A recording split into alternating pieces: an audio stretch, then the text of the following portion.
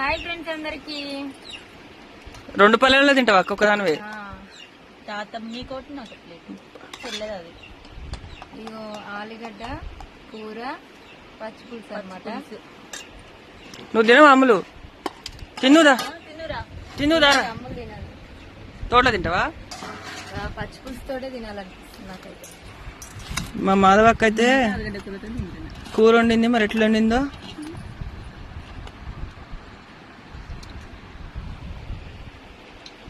చెప్తా తింటూనే ఉన్నా, మొత్తం అయిపోయినాయి చెప్తా. కోడిగుడ్లు వేయలే కానీ వేసినట్టే ఉంది మా అక్క. అంతే